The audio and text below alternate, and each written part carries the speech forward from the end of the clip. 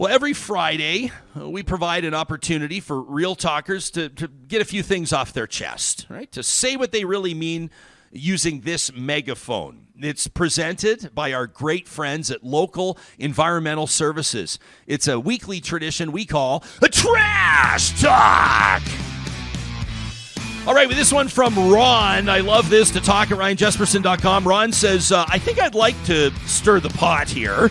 He says, in my personal opinion, I think that Rush is the most overrated band in Canadian rock history. The most overrated in history. Ron says they forgot where they came from, and they don't have many songs. I know we're going to get 100 emails. Ron says they don't have any songs that speak to the Canadian experience. I don't get Rush. I'll never get Rush. I tried listening to their music, but I just can't get into it no matter how hard I try. There are other bands and artists from that era that are better and way more worthy of your love. Rush will always mean a lot to other people, but do not count me as one of them. In my humble opinion, Tragically Hip is better than Rush. That from Ron. All right, how about this one from Kyle, who says, hey, Real Talk team, I was leaving Commonwealth Stadium in Edmonton after a morning workout, and I saw 7 law enforcement vehicles parked in a northwest parking lot. Of the 7 vehicles, 1 of them was parked legally.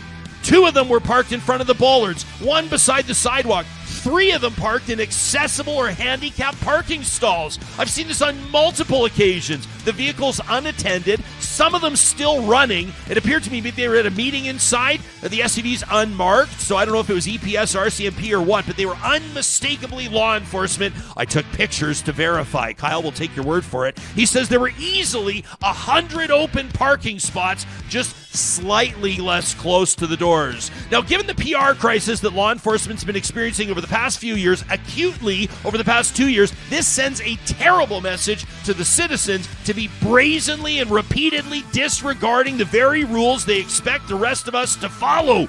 I was raised to respect authority, but with each passing year, I find that harder to sincerely pass that respect along to my kids. The entitled, the rules don't apply to me attitude of those charged with the essential duty of upholding the law seems to be a small indicator of a much greater problem. Can law enforcement please start acting like the good guys again? That from Kyle. All right, what about this one from Daryl, who's still thinking about our interview with Alberta's Premier Danielle Smith last Tuesday, live here in the Real Talk studio.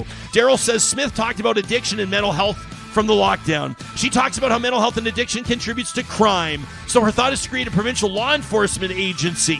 You can't police mental health and addiction. It hasn't worked and it won't work. You can't just lock people up and expect that to solve the problem. Police don't prevent overdoses. Police don't prevent addiction. Police won't prevent or can't prevent rural crime. They rarely and often, though, make mental health crises worse because we're not equipped to deal with them and are oftentimes the last person a mentally unstable person wants to interact with. We need more supervised consumption sites. We need more affordable housing.